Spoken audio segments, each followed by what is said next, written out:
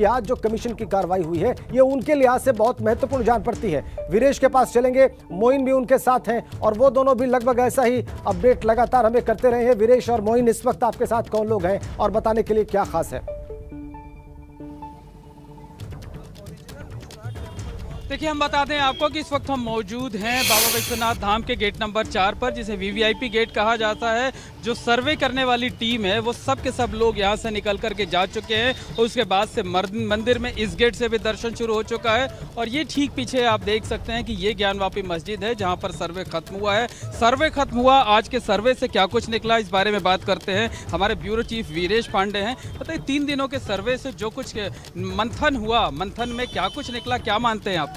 देखिए, जो सबसे बड़ी बात, हम लोग दूर खड़े होकर 100 मीटर दूर खड़े थे, हम नीतीश और आप सभी, तो मलबे की इस वक्त ज्ञानवापी मस्जिद चुके हैं और ज्ञानवापी मस्जिद का जो सफेद कलर है उसके पास एक पत्थर नुमा, जो बार बार आप बुलडोजर की बात कर रहे थे, बार बार आप कह रहे थे मलबे की बात है, तो वो मलबा साफ दिख रहा है। वो जो टीला ब्लैक कलर का दिख रहा है वो उसी तरीके से जो वादी पक्ष के वकील हैं, उनसे जब हमारी बात हो रही थी, दीपक सिंह, उन्होंने कहा कि साहब आप जब गेट खुलेगा, गेट नंबर 4 के बगल में जाइएगा और मस्जिद के गुंबद के जस्ट बगल में जिस तरीके से कालापन देखते हुए एक पत्थर का वो दिखेगा शिला, उसी तरीके से मलबे का कई ऐसे टीले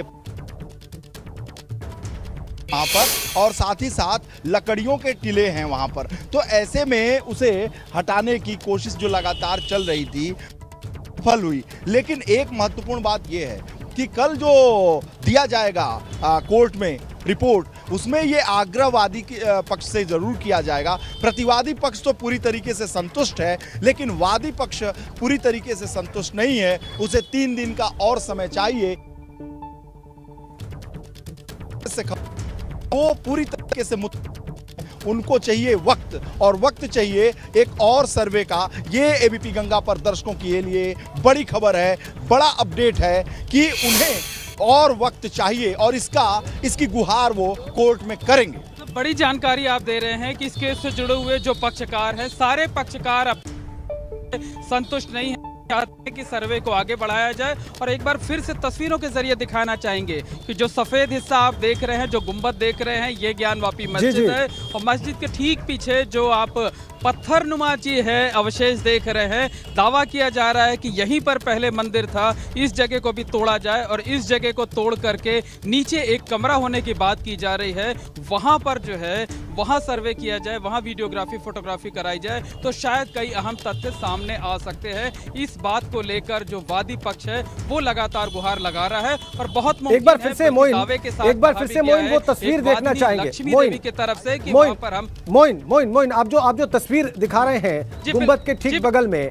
वो एक बार फिर से हमारे दर्शक देखना चाहेंगे। हम अपने कैमरा सहयोगी से कहेंगे कि वो इन तस्वीरों को दिखाएं और तस्वीरों के जरिए हम समझाना चाहते हैं कि देखिए, एक बड़ा सा गुंबद है, सफेद कलर का आपको दिख रहा होगा, उसके पीछे एक मीनार है, वहां तक का हिस्सा मस्जिद का है। मस्जिद के ठीक पीछे वहां पर एक दीवार है और दीवार के ठीक पीछे जो हिस्सा आप देख रहे हैं वो पत्थरों का है। ऐसा लगता है कि जहां वहां पहले कोई बिल्डिंग थी और बिल्डिंग जो है वो जर्जर हो गई, उसके अवशेष पड़े हुए हैं। तो जो वादी है, वादी पक्ष चाहता है कि इन पत्थरों को तोड़ा जाए, यहाँ से जो मलबे हैं मलबे को हटाया जाए, नीचे जो है एक कमरा होने की बात की जा रही है और वहां पर जो है पड़ताल की जाए तो बहुत अहम तथ्य सामने आ सकते हैं। बहरहाल वीरेश जी हमारे साथ हैं, चलो एक बार आप भी इशारे के जरिए, कैमरा लगा हुआ है, बताने की कोशिश करेंगे कि आखिर विवाद किस जगह को लेकर है, ताकि जो एबीपी गंगा के दर्शक इस वक्त चैनल से जुड़े हैं वो तस्वीरों के जरिए सीधे तौर पर समझ सके। देखिए, अभी यहाँ वादी पक्ष के एक वकील खड़े थे, एक प्रशासनिक अधिकारी खड़े थे। जब हमारा चैट नहीं हो रहा था, नीतीश पांडे से बात हो रही थी, टेलीविजन स्क्रीन पर दिख रहे थे, राजेंद्र जी और नीतीश पांडे की बात हो रही थी, उस वक्त हमें उन्होंने इशारा करके बताया। जब मैंने उनसे पूछा ये पश्चिमी द्वार और ये व्यास जी का कमरा कौन सा है, तो उन्होंने कहा साहब देखो, वो गुंबद के बगल में जो चट्टान तुम्हें दिख रही है, उस चट्टान के नीचे को ही का वो जो है वो पश्चिमी द्वार है, यानी गेट नंबर 4 के पास जो है वो पश्चिमी द्वार उनका कहना है। और वहाँ पर ये उसके नीचे कमरा है, व्यास जी का कमरा है। वहाँ पे पहले दुकानें भी थीं। वो मस्जिद में 1993 में यहाँ से दुकानें खाली कराई गईं और यहाँ 6 दुकानें थी, आधा दर्जन दुकानें थी। कोयला बिकता था, लकड़ी बिकती थी, चूड़ियां बिकती थी, यही जानकारी आपके पास भी है? जी जी, कोयला, लकड़ी, चूड़ियाँ और ये सब चीज़ें वहाँ बिकती थी। और उसमें मुसलमानों की भी दुकानें थी, हिंदुओं की भी दुकानें थी। 1993 में जाकर इसे बंद किया गया और उसके बाद से एक यहाँ अधिकारी थे, ऋषि क्या नाम था उनका, सौरभ चंद्रा यहाँ के जिलाधिकारी थे।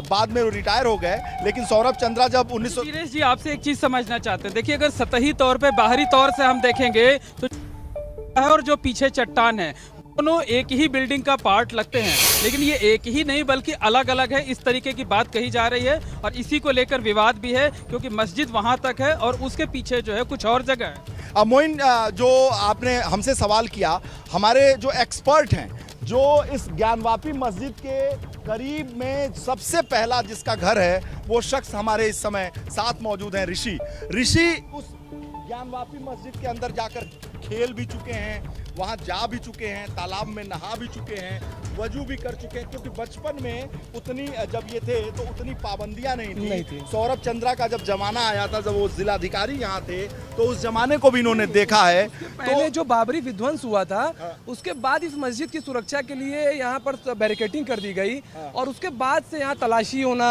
और सुरक्षा होना और उसके बाद से फिर बहुत सारे प्रतिबंध लग गए। आपको बीच में रोकना चाहेंगे, एबीपी गंगा के जो दर्शक इस वक्त देख रहे होंगे वो ये समझना चाहेंगे कि सामने की तरफ जो सफेद दीवार और मीनार है वो अलग है और पीछे जो चट्टान दिख रही वो अलग है, वो मस्जिद का हिस्सा नहीं है। देखिए ये जो मस्जिद बनी है, इसकी जो चौकी है, मतलब जो नींव है, जब आप उस नींव को देखेंगे, वो नींव लगभग जमीन से 15-12 फुट ऊंची है।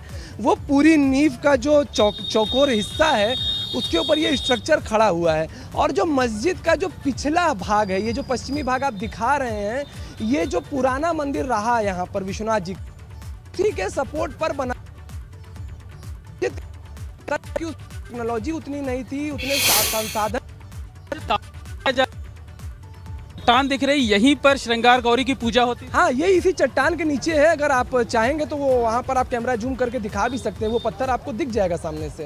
तो क्या मतलब जो एक पक्ष दावा कर रहा है कि इस चट्टान को तोड़ा जाए, यहाँ नीचे जो है खुदाई की जाए और यहाँ पर पड़ताल की जाए तो तथ्य सामने आ सकता है, तो इसको अगर आप खोद देंगे तो जो ये साक्ष्य है वो तो खत्म हो जाएगा।